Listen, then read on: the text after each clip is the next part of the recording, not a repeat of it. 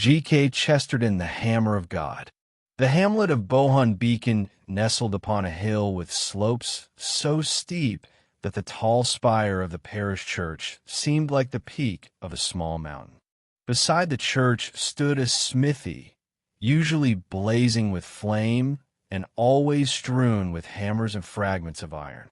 Opposite it, at the crossroads of two cobblestone lanes, stood the sole local inn, named the Blue Boar.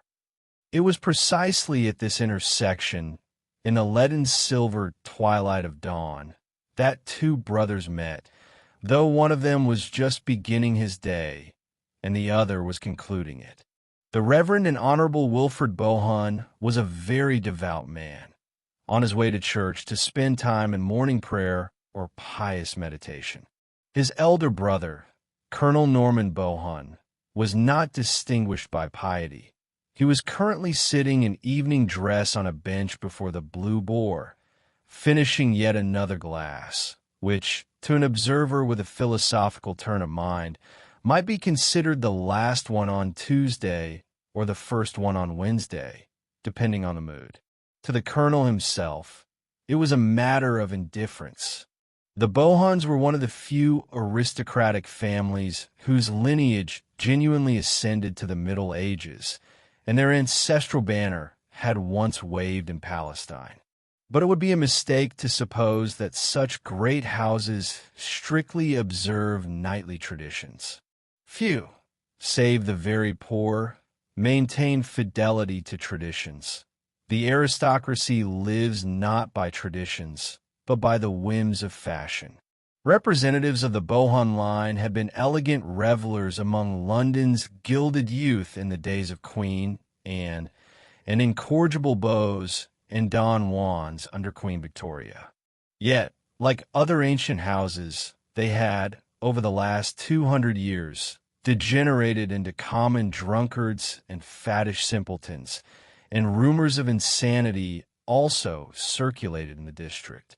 Indeed, in the colonel's wolfish pursuit of pleasure, there was something unhuman in his chronic determination not to go home until morning smacked not merely of insomnia, but something darker and more ugly. He was a tall, high-bred animal, already elderly, but with a shock of bright yellow hair. One might have called him a blonde of noble appearance, but his blue eyes were set so deeply that they appeared black. They were also set much too close together. The colonel's long yellow mustache was outlined by two deep folds running from his nostrils to his chin, so that a sneer seemed carved upon his face.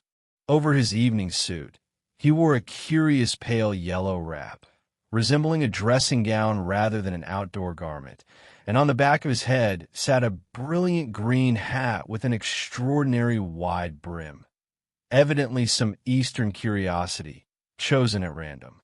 The colonel took pride in such incongruous attire, or rather, he took pride in the fact that he could always look congruous within it. His brother, the curate, also yellow-haired and elegant, was buttoned to the chin and black and clean-shaven, but a distinct nervousness was guessed at in his well-groomed face. It seemed he lived only for his faith, but some, especially the blacksmith, who belonged to the Presbyterian persuasion, asserted that he was moved to a greater degree by a love for Gothic architecture than by a love for God, and that his phantom morning walks through the empty church represented merely a more sublime variety of the same almost morbid craving for the beautiful which compelled his brother to steep himself in wine and women. Indeed, this accusation could largely be explained by ignorance and a misunderstanding of his love for solitary places, as he was often seen kneeling, yet not before the altar, but in the crypt, in the gallery, or even in the belfry. Now, he was about to enter the church through the yard of the smithy, but he stopped and frowned slightly when he noticed that the gaze of his brother's sunken eyes was directed toward the same spot. He wasted no time pondering the hypothesis that his brother had suddenly taken an interest in the church. There remained only the smithy, and though the blacksmith was a Puritan and did not belong to his flock, Wilfred Bohun had heard of scandals connected with his beautiful and rather famous wife. He glanced suspiciously at the shed, and the colonel rose and approached him with a laugh. "Good morning, Wilfred," he said. "As you see, I am a good landlord and sleeplessly watch over my charges. I was just about to pay a visit to the blacksmith." "He is not at home," grunted Wilfred, looking at the ground. "He is in Greenford." "I know," replied his brother with a silent laugh. "That is exactly why I intend to pay him a visit." "Norman," said the cleric, scrutinizing a pebble on the road, "have you ever feared thunder and lightning?" "What do you mean?" inquired the colonel. "Are you studying meteorology in your leisure time?" "I mean to ask, have you ever thought that God might strike you right there on the street?" asked Wilfred, without lifting his head. "I beg your pardon," said the colonel. "I see you are interested in folklore and folk sayings. But you're interested in blasphemy, cutting the priest, stung in the single raw spot of his character. But if you do not fear God, you have very sound reasons to fear man." The elder brother politely raised his eyebrows. "Fear man?" he repeated. "Barnes, the blacksmith, is the largest and strongest man for 40 miles around," the priest said heartily. "I know you're not a coward or a weakling, but he can toss you right over that wall." The blow struck home, and the dark fold at the colonel's lips and nostrils visibly deepened. For a moment, he stood with that fixed sneer on his face, but then he mastered himself and laughed hoarsely, baring 2 canine teeth beneath his yellow mustache. "In that case, dear Wilfred, the last of the Bohuns has acted prudently by partially encasing himself in armor," he said in a jaunty tone. He took off his strange round hat and showed a steel lining within. Wilfred recognized a light Chinese or Japanese helmet that hung among other war trophies on the wall in the entryway. "First thing that came to hand," he explained casually. "Always the first hat that comes along, the nearest woman." "The blacksmith is in Greenford," Wilfred said softly. "And when he will return, no one knows." With these words, he turned and went into the church, bowing his head and crossing himself rapidly, like a man who wishes to rid himself of an unclean spirit. He was impatient to forget this abomination in the cool twilight of the high Gothic vaults. But that morning he was destined to have his solitary religious vigil broken by other vexatious trifles. When he entered the church, usually empty at this early hour, a kneeling figure hastily rose to its feet and moved toward the lighted door. When the curate saw who it was, he froze in astonishment, for it was none other than the village idiot, the blacksmith's nephew, who had never shown any interest in the church, or in anything else for that matter. He was called Mad Joe for want of another name. He was a sturdy, slouching fellow with a roughly chiseled pale face, straight dark hair, and a mouth perpetually agape. As he passed by the priest, not a hint reflected on his blissful physiognomy of what he had been thinking or doing in the church. He had never been seen kneeling before. What manner of prayers was he offering now? To this question, there was no answer. Wilfred Bohun remained rooted to the spot long enough to see the simpleton go out into the sunlight, and even to see how his profligate brother greeted Joe with condescending good nature. The last thing he saw was the colonel throwing penny coins into the idiot's gaping mouth with a clear intention of hitting the target. This ugly spectacle of human folly and cruelty finally directed the ascetic toward prayers for purification and new thoughts. He approached a bench in the gallery beneath the stained glass window, which he loved because it always calmed his soul, a blue window with an angel carrying lilies. There, he almost stopped thinking about the simpleton with the grayish-pale face and the fish mouth. He almost stopped thinking about his wicked brother, prowling like a gaunt lion in his terrible and insatiable hunger. He submerged himself deeper and deeper into the sweet coolness of sapphire flowers and turquoise sky. Here, half an hour later, Gibbs, the village cobbler, found him, having been hastily sent to fetch him. He rose immediately, as he knew that Gibbs would appear in such a place only on a matter of importance. Gibbs, like many village cobblers, was an atheist, and his appearance in the church was even more astonishing than Mad Joe's arrival. This was a morning of theological riddles. "What has happened?" asked Wilfred Bohun stiffly, but his hand, extended for his hat, was visibly trembling. The atheist answered in a tone unexpectedly respectful, even sympathetic. "My apologies, sir," he said in a hoarse whisper, "but we thought it right to inform you immediately. A terrible incident has occurred, sir. I fear that your brother—" Wilfred clenched his bony fists.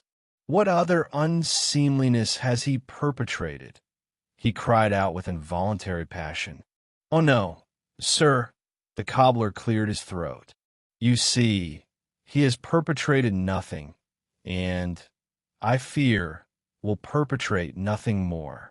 I fear he is no more, sir. You truly should come with me." The curate followed the cobbler up a short, winding staircase, which led them to a side exit above the street. Bohun immediately saw the scene of the tragedy, spread out beneath him as upon the palm of a hand. In the smithy's yard stood 5 or 6 men, mostly dressed in black, one in the uniform of a police inspector. There was a doctor, a Presbyterian minister, and a Catholic pastor of the Roman Church, to which the blacksmith's wife belonged. The latter was speaking rapidly to her in a subdued voice, and she, a magnificent woman with golden red hair, was weeping bitterly on a bench. Between these two groups, very close to a large pile of blacksmith hammers, face down lay a man in evening dress, with arms and legs splayed. Looking from the height, Wilfred recognized every feature of his attire and appearance, right down to the Bohun family crest rings on his fingers, but the head was a monstrous mess, resembling a star of matted dark hair and congealed blood. Wilfred Bohun took but one look down and then ran down the steps into the yard. The doctor, who was the family physician, greeted him, but he scarcely noticed it. "My brother is dead," he murmured. "What does this mean? What is this horrible mystery?" A heavy silence fell. Then the cobbler, the most talkative of those present, found his voice. "A terrible business indeed, sir," he answered, "but not mysterious at all." "What do you mean?" asked Wilfred, his face turning white. "It's simple," Gibbs explained. "There is only one man for 40 miles around who could have struck such a blow, and he had more reason than anyone to do it." "One should not jump to conclusions," interjected the doctor, a tall man with a dark beard and nervous fingers. "But I'm forced to confirm what Mr. Gibbs says about the nature of the blow, sir. It is a stroke of incredible force. Mr. Gibbs says only one man in the district could have dealt it. I myself would say that no man has the power to strike such a blow." The curate's frail figure shuddered with superstitious dread. "I do not understand you," he muttered. "Mr. Bohun," the doctor lowered his voice. "Metaphors escape me here. Fragments of bone were driven into the body and the ground like bullets into a mud wall. It was the hand of a giant." He paused for a moment, peering grimly through his spectacles, then added, "There is one advantage to this situation that clears most people of suspicion. If you, or I, or any man of ordinary build were accused of such a crime, we would be acquitted just as surely as an infant suspected of stealing Nelson's column. That's what I keep saying, the cobbler repeated stubbornly. There's only one man capable of this. Where's Simeon Barnes, the blacksmith? He is in Greenford, whispered the curate. More likely already in France, muttered the cobbler. He is not there, came a quiet and colorless voice belonging to the small Catholic priest who had joined the others. To tell the truth, he is coming up the road right now. The little priest, with his short-cropped, dark brown hair and round, phlegmatic face, was not a man to attract attention. But even if he had been a magnificent Apollo, no one would have looked at him at that moment. Everyone turned to stare at the road, winding across the plain below, along which Simeon the blacksmith was indeed walking, easily recognized by his swinging stride and the hammer on his shoulder. He was a large-boned giant with deep-set, ominous dark eyes and a black beard. He was talking calmly to two other men as he walked, and though he did not look particularly cheerful, he seemed to feel no anxiety. "My God!" cried the atheist cobbler. "There's the very hammer he did it with." "No," countered the inspector, a stout gentleman with sandy whiskers, who spoke for the first time. "The hammer he did it with is lying over there by the church wall. We have left the body and the murder weapon exactly where they were." All turned, and the little priest silently stepped closer to examine the tool without touching it. It was one of the smallest and lightest of hammers, which would not have drawn any attention were it not for the bloodstains and a tuft of yellow hair sticking to the head. The priest spoke without raising his eyes, and a new note sounded in his flat voice. Mr. Gibbs was wrong when he said there was no mystery here, he said. At the very least, it is not clear why such a large man would choose to strike a crushing blow with such a small hammer. That doesn't matter. Gibbs brushed it aside, seized by feverish impatience. What are we to do with Simeon Barnes? Leave him alone, the priest replied quietly. He is coming here of his own accord. I know his companions. They are very good men from Greenford, and they have come to discuss the business of the Presbyterian Church. At that moment, the tall blacksmith appeared around the corner of the church and entered his smithy yard. There he froze motionless, and the hammer dropped from his hands. The inspector, maintaining an impenetrable air, stepped up to him at once. "Mr. Barnes, I won't ask if you know what has happened here," he said. "You're not obliged to answer. I hope you do not know and can prove it.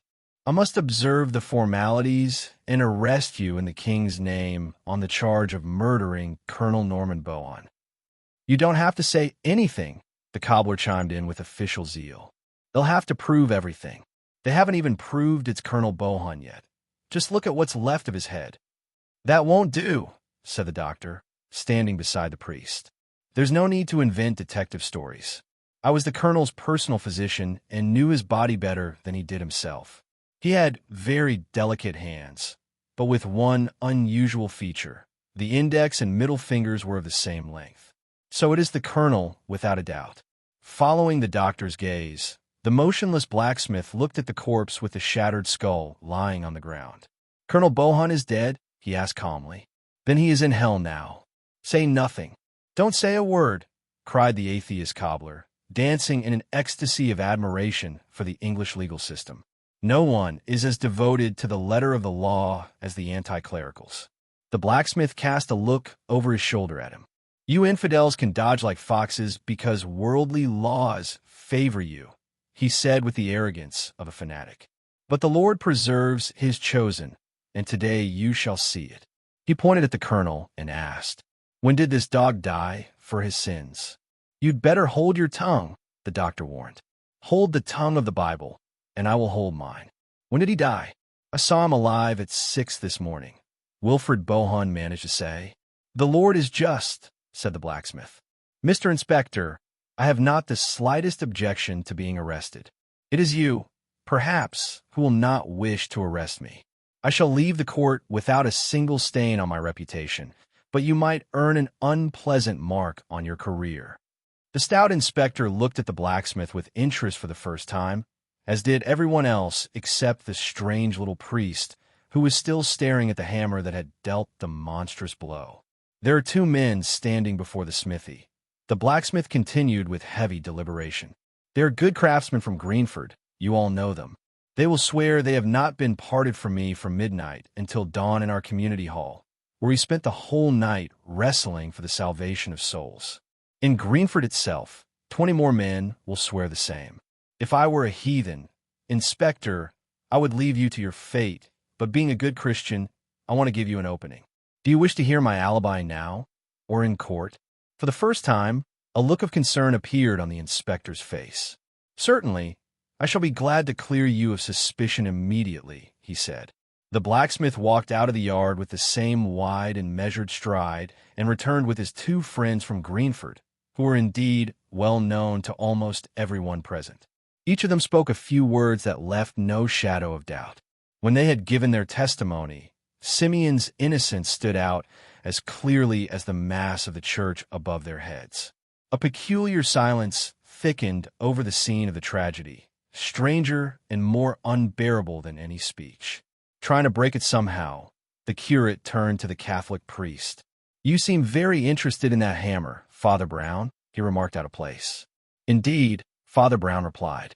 "Why is it so small?" The doctor turned sharply to him. "By George, that's true," he exclaimed. "Who would take a small hammer when there are 10 large ones lying around?" Lowering his voice, he leaned toward the curate's ear and added, "Only someone who cannot lift a large hammer. Women can be as determined and brave as men.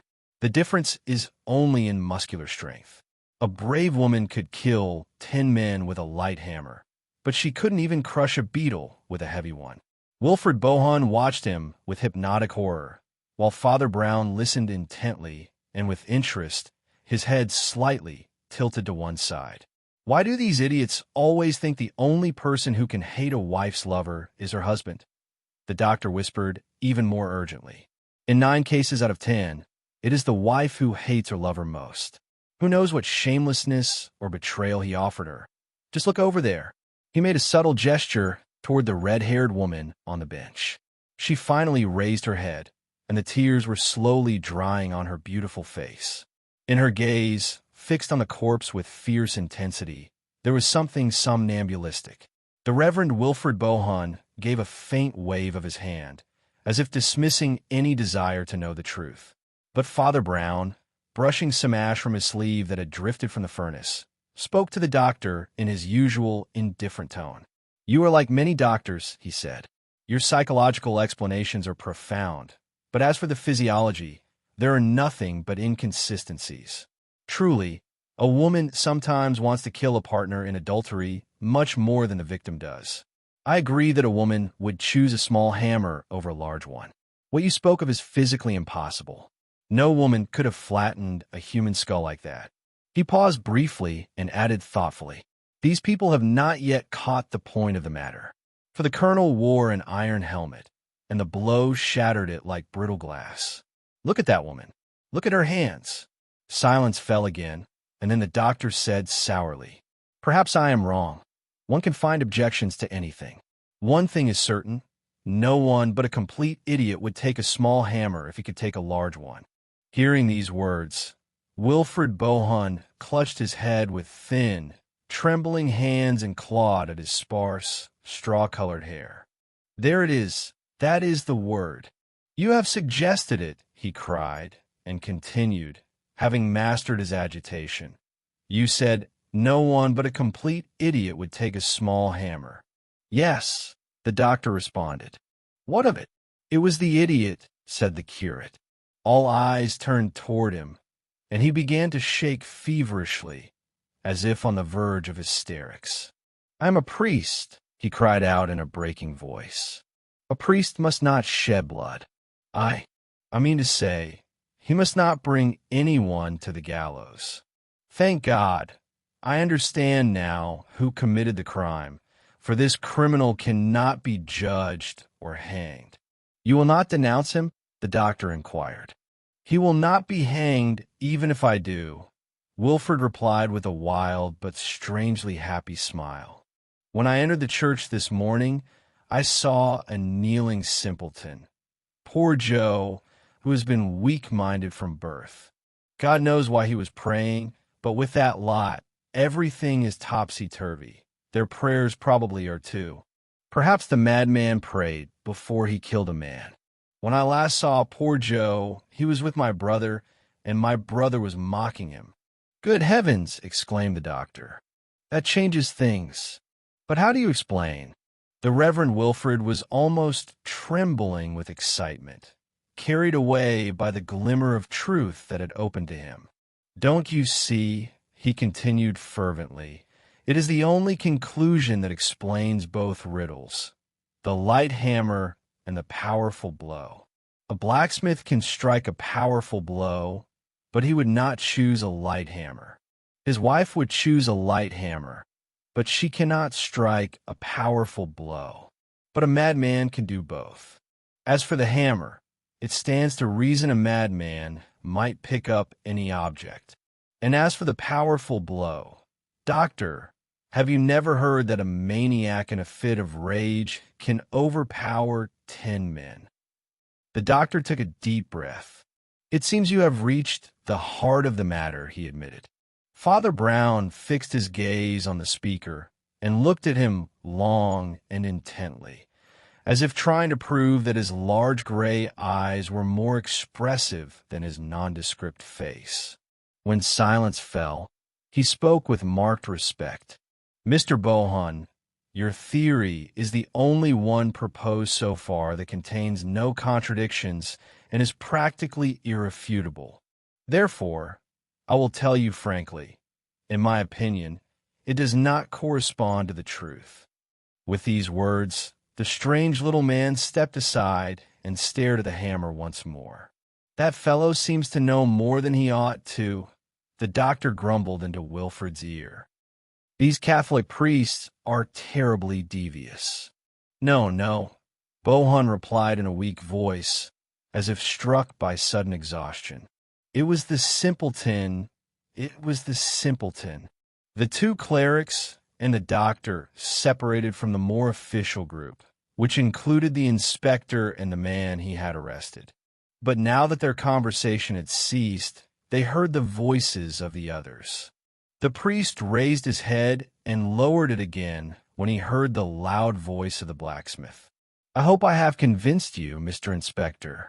It's true I'm a strong man, but I cannot throw my hammer this far from Greenford.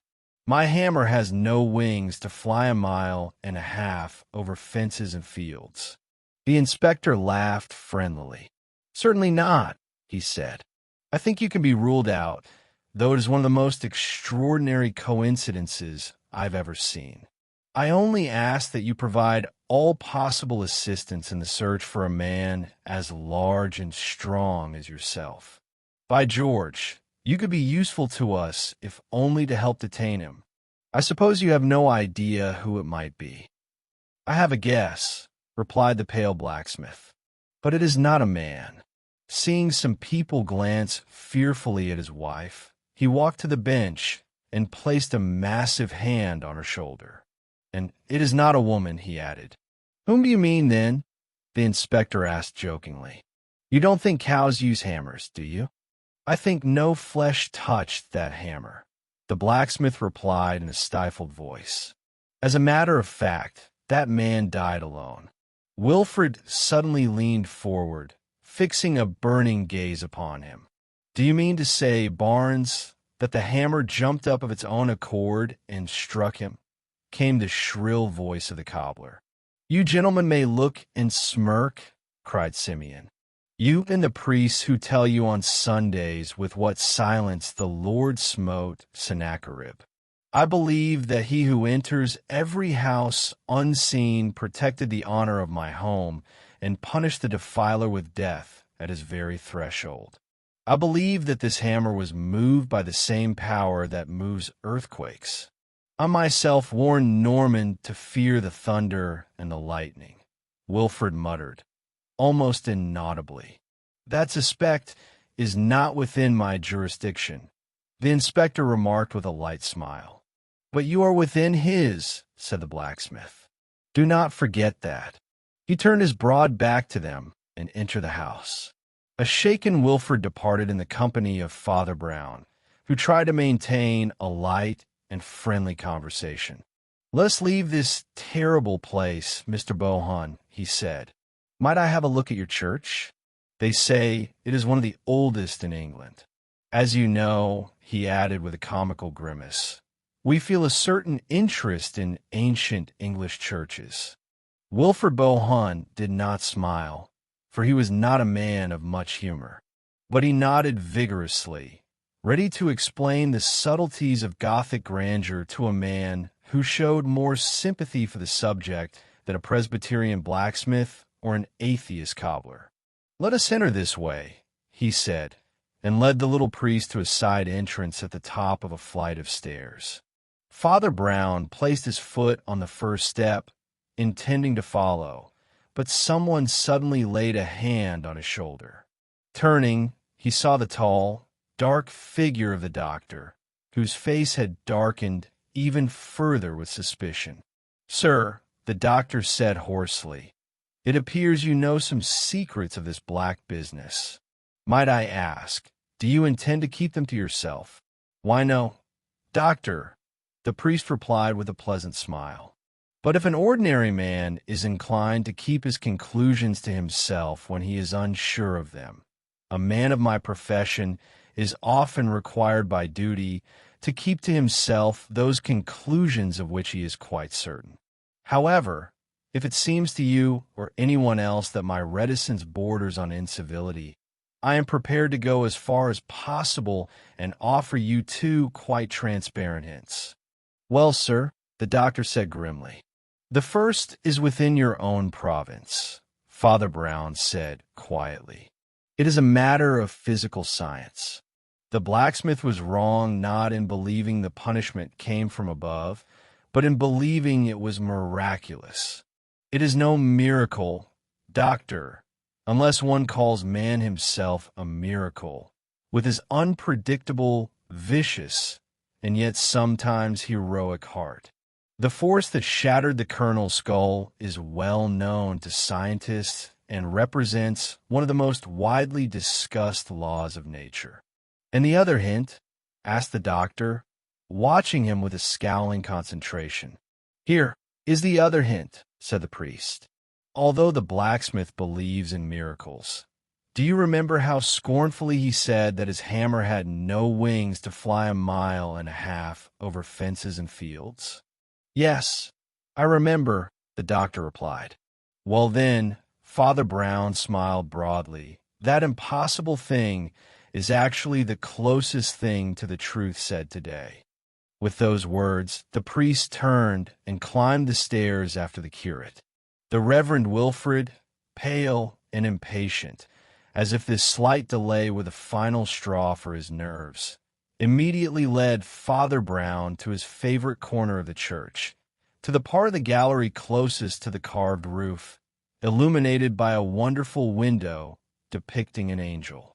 The little Catholic priest examined everything carefully and admired it all, never ceasing to chatter in a cheerful, though hushed, voice. When he discovered a side exit to a spiral staircase, which Wilfred had hurried down to his dead brother, he ran not down, but up with monkey-like agility, and his clear voice drifted down from the upper exterior landing. "Come up here, Mr. Bohun," he called. "The air is fresh here. It will be good for you." Bohun followed him and soon stepped out onto a short stone gallery or balcony on the exterior of the building, which overlooked the boundless plain where their little hill stood, covered with woods and fields to the reddening horizon and dotted with villages and farms. Below, the sharp square of the smithy's yard was visible, where the inspector still stood writing in a notebook, and the corpse lay like a crushed fly. "It looks like a map of the world, doesn't it?" Father Brown asked. "Yes," Bohun replied, nodding with a very serious expression. Directly below and around them, the contours of the Gothic church thrust outward, piercing the chaos with a dizzying speed akin to suicide. There is an element of titanic energy in medieval architecture which, in whatever aspect it is viewed, always seems to be rushing away, like the strong back of a horse galloping at full tilt. The church was carved from ancient stone, overgrown with lichen and encrusted with birds' nests. When they looked at it from below, it soared toward the stars like a frozen fountain. When they looked at it from above, as they did now, it plunged like a waterfall into a voiceless abyss.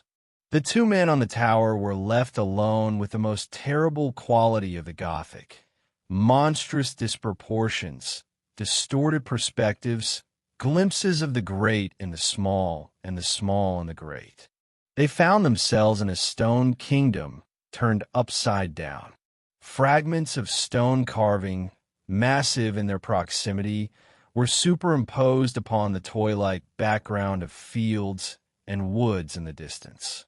A carved bird or a corner figure seemed a flying or prowling dragon, devastating the pastures and villages below. Everything around seemed precarious and dangerous, as if the men had risen into the air between the flapping wings of a colossal jinni, and the entire ancient church, as tall and richly decorated as a cathedral, loomed over the sun-drenched valley like a thundercloud.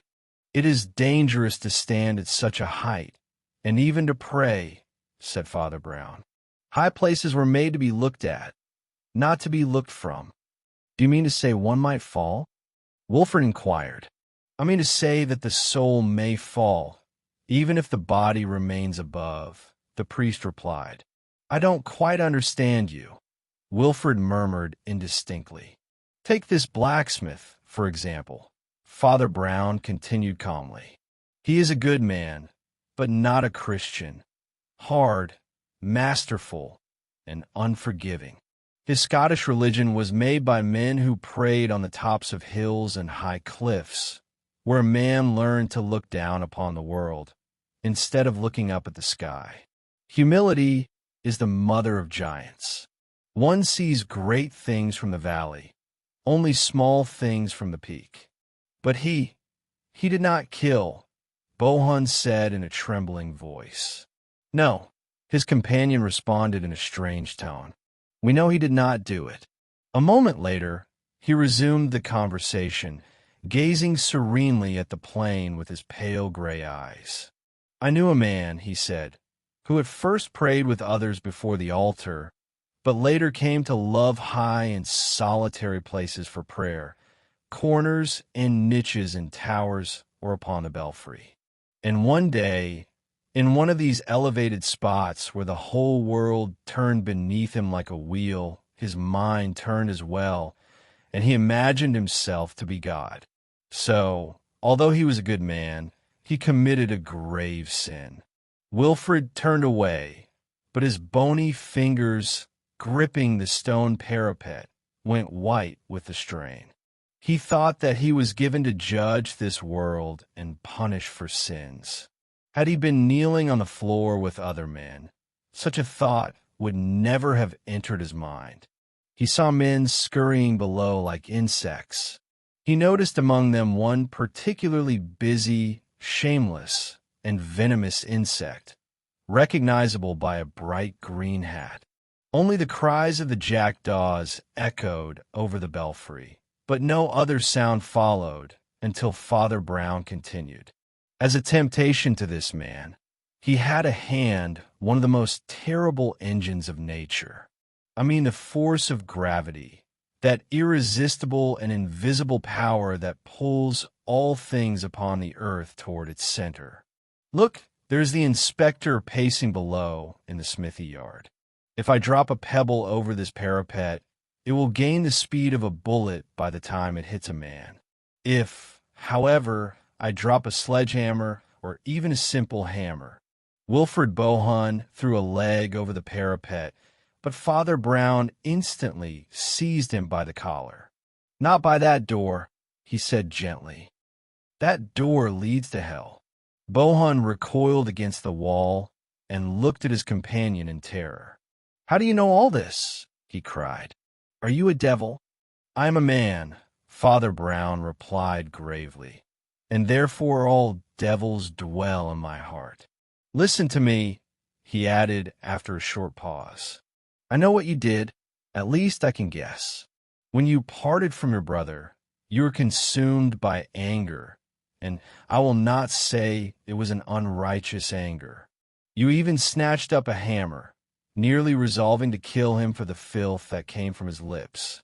You shrank back in fear of murder, thrust the hammer into your breast, and fled into the church. You prayed fervently in many places, beneath the window with the angel, in the gallery, and on this high landing, from which you could see the colonel's eastern hat like the back of a green beetle crawling about. Then something snapped in your soul, and you brought down upon him the thunder and the lightning. Wilfred put a weak hand to his forehead and asked softly, How do you know that his hat looked like a green beetle? Ah, that, the priest responded with a slight smile. That is merely common sense. But listen further. I said that I know everything, but no one else shall know it. The next step is yours. I have already taken mine. I shall hide this behind the seal of confession. If you ask why, I will tell you there are many reasons, and only one concerns you. I'll leave the end to your discretion, because you have not yet gone too far down the road that murderers walk. You did not try to cast the blame on the blacksmith or his wife when it would have been easiest to do so. You tried to cast it on the simpleton, for you knew he would not suffer. That is one of the glimmers I always look for in a murderer's soul. And now, let us go down to the village, and go your way, free as the wind, for I have said all I had to say. They descended the spiral staircase in complete silence, and stepped out into the sunlight of the smithy yard. Wilfred Bohun neatly unlocked the wooden gate, walked up to the inspector, and said, I wish to confess to the murder of my brother.